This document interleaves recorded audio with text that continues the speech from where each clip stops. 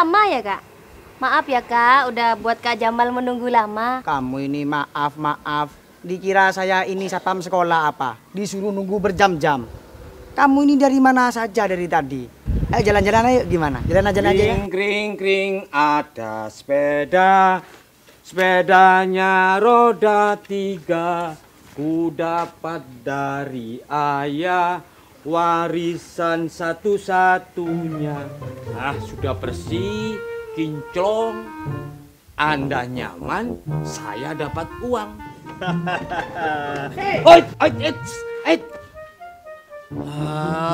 Tak kira siapa. Ada keperluan apa Anda datang kemari Kisana? Mawar berduri menarik hati. Durinya tajam terkena jari. Keperluan saya datang kemari untuk menagih janji tadi. Bunga asokah jatuh ke bumi, terhempas angin ke kanan ke kiri. Tak ada kata untuk mengingkari, sebab janji dibawa mati. Ayo mari. Masuk. Yud. Anggap saja rumah sendiri. Ya jelas, ini rumah saya sendiri. Memang kan rumah saya sendiri. Iya kan? Oh iya ya. Rumah ini kan pemberian sampeyan Pak Husen ya. Begini Pak Eko. Kedatangan saya kemari untuk menanyakan janji kita lagi 17 tahun yang lalu. Janji. Apakah janji tentang perjodohan anak kita? Betul. Jadi janji perjodohan antara anakmu dan anakku. Kamu ingat 17 tahun yang lalu, di saat istrimu mengandung dan mengandung jabang bayi seorang perempuan, kan kita sudah sepakat untuk menjodohkan anak kebanggaan saya yang namanya Jamal. Kamu akan menjadi besan saya. Alhamdulillah. Ya. Dan anak saya perempuan. Saya ingat itu. Tapi apa? Apakah kamu berencana untuk menggagalkan perjodohan antara anakmu dan anakku? Jangan begitu Pak Eko. Ini adat Pak Eko, ingat itu. Iya, saya tahu Pak Husin. Tapi saya dengar dari orang-orang itu anak bapak si Jamal itu sudah punya pacar. Dan Nindi belum cukup umur untuk menikah. Jangan dulu lah Pak. Apa? Kamu keterlaluan kok. Kamu jangan mengulur-ulur waktu. Bukan mengulur waktu lagi, Dek. Tapi memang gelagat orang tuaku akhir-akhir ini. Rupanya saya akan dinikahkan dengan seseorang. Hah? Kak Jamal pujaan hatiku mau dinikahkan? Gimana kalau kita jujur kalau kita ini pacaran, Kak? Lagian adek juga capek. Kakak ajak pacaran di balik jalan terus. Kok di balik jalan gimana sih kamu itu? Backstreet itu namanya. Terus gimana biar kakak udah dijodohkan? Gini aja Dek ya. Nanti kita itu harus jujur-jujuran memberanikan diri kepada kedua orang tua kita. Kalau saya akan menikahi adik, gimana? Kakak mau menikahi adik?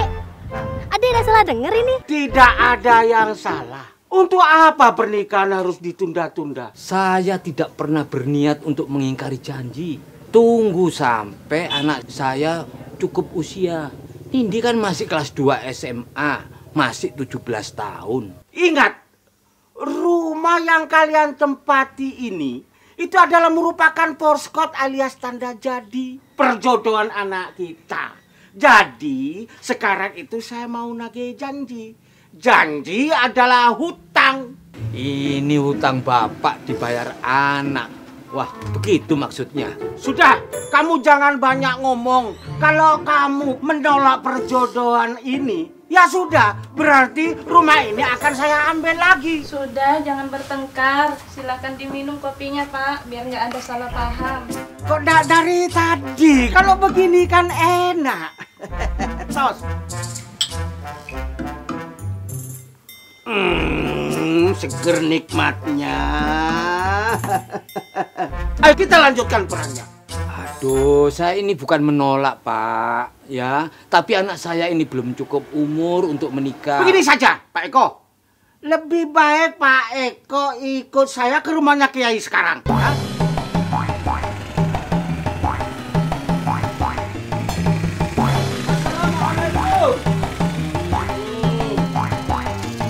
Jadi kalian datang ke sini ini untuk berjanji menjodohkan anak Pak Eko dengan Pak Husin, begitu? Betul, Yai. Ada 3 hal yang harus disegerakan. Yang pertama adalah hutang. Dan yang kedua memberangkatkan jenazah. Dan yang ketiga adalah nikah. Dengar sampean. Ini yang ngomong Pak Kiai. Shh, dengarkan dulu. Jadi kalau kita sudah berjanji menikahkan anak kita, itu sama dengan janji. Nah, janji itu sama dengan hutang. Ngerti sampean? Ini yang ngomong Pak Kiai. Diam dulu. Kiainya itu kamu atau saya? Panjenengan Pak Yai. Iya, tapi Kamu mau menggagalkan pernikahan itu? dengarkan dulu. Kok malah saya yang dimarahi? Saya ini kiai, Pak. Loh, sebaiknya anaknya Pak Eko segera dinikahkan. Karena dia sudah dewasa, sudah akhil balik, sudah menstruasi. Jangan sampai anak kita melakukan perzinaan. Itu perbuatan dosa. Sampean itu ngeyel kalau dibilangi. Terus bagaimana pernikahan anak kita? Ya, sebagai orang yang beragama, kita wajib menghargai perkataan Kiai. Tapi saya tetap pada prinsip saya, bahwa anak saya belum cukup umur. Sekarang Pak Husin ikut saya ke kantor kecamatan. Kita tanya pada penyuluh keluarga berencana, agar supaya Pak Husin mengerti apa itu pendewasaan usia perkawinan.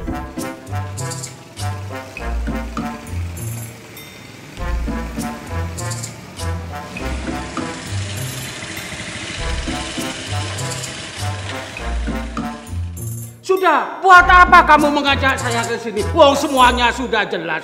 Ayo kita pulang. Sebentar, supaya Pak Husin tahu tentang pendewasaan usia perkawinan. Apa ini bapak-bapak kok pada ribut? Ada yang bisa saya bantu? Begini Bu. Bapak diam saja di sini. Begini Bu, anak saya mau dinikahi sama dia. Bukan. Dia ini mau menikahi ibu. Maksud saya, anak saya ini mau dinikahkan sama anaknya Pak Husin. Tapi anak saya belum cukup umur, masih usianya 17 tahun. Nah terus, apa yang bisa saya bantu, Pak? Nah kan, orang yang nggak tahu apa-apa ditanyai. Ngeyel kamu itu. Lebih baik kita ke Pak Kiai saja. Bentar, sampean diam dulu. Maksud kedatangan saya kemari mau minta penjelasan tentang pendewasaan usia perkawinan. Tolong diterangkan kepada Pak Husin Raja Ngeyel ini seperti waktu ibu memberikan penyuluhan di desa kami. Oh, seperti itu. Baik, begini Pak Husin. Menurut Badan Kependudukan Keluarga Berencana Nasional atau BKKBN, usia perkawinan yang ideal adalah 21 tahun untuk wanita dan 25 tahun untuk laki-laki. Loh, bukankah kalau menurut aturan agama Bu, kalau sudah akil balik, itu boleh dinikahkan Bu? Memang benar Pak, menurut agama kalau sudah akil balik memang sudah diperbolehkan menikah. Tetapi akil balik itu sebenarnya tanda mulai masuknya masa reproduksi, namun belum sempurna Pak. Maaf sebelumnya Bu, Pak Husin ini memang belum tahu apa bahayanya menikah di usia muda. Baik, saya lanjutkan penjelasannya. Bahayanya itu mulai dari gangguan fisik, psikologis, hingga kekerasan dalam rumah tangga. Pakai kekerasan segala. Menikah dini umumnya belum mampu menyelesaikan masalah secara matang. Selain itu, remaja yang menikah di usia dini, baik fisik maupun biologis, belum siap untuk memiliki anak. Sehingga ada resiko kemungkinan anak dan ibu meninggal saat melahirkan. Pernikahan dini juga salah satu penyebab utama terjadinya kanker leher rahim atau kanker serviks pada wanita.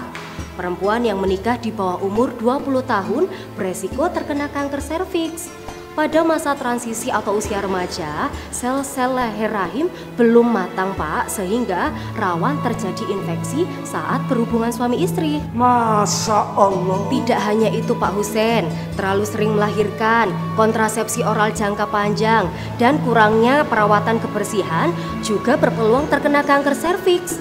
Kanker serviks merupakan salah satu jenis penyakit kanker yang paling banyak diderita kaum wanita. Di Indonesia, Pak, setiap 1 jam 1 orang wanita meninggal dunia karena kanker serviks. Astagfirullah. Oleh karena itu, Pak Husein, BKKBN menyarankan kaum muda untuk tidak menikah di usia dini untuk menghindari terkena resiko kanker serviks. Oh, begitu ya, Bu. Itulah kenapa saya bersikeras menunda pernikahan anak saya dengan anak sampean. Sampean mau kalau terjadi sesuatu yang tidak diinginkan pada anak kita setelah menikah nanti? Kalau gitu, sampean bener Pak Eko. Pernikahan itu kita tunda dulu Pak Eko. Jadi, Jamal. Ded, ini dari mana saja sih? Dicari-cari di rumah gak ada. Ternyata ada di sini. Ded, ini Ded, saya kenalkan Ded, pacar Jamal Ded, cantik kan? Jadi kamu sudah berpacaran? Ded, saya minta doa restu ya Ded ya. Saya pengen nikah sama Ded Nindi. Gimana Ded? Gak apa-apa kan? Tidak ada nikah-nikahan. Kalian ini belum cukup umur. Berarti Jamal gak jadi nikah ini Ded sama Ded Nindi Ded. Tidak jadi nikah. Sudah tidak ada nikah-nikahan. Kamu harus sekolah sampai lulus, ya kan? Terus bekerja, mempunyai umur ideal, baru nikah. Tidak ada nikah-nikahan, nikah jadi. Keluarga berencana besar maknanya untuk hari depan dan jaya. Putra putri yang sehat, cerdas dan kuat kan menjadi harapan bangsa. Ayah ibu bahagia, rukun raharja, rumah tangga tentram sentosa.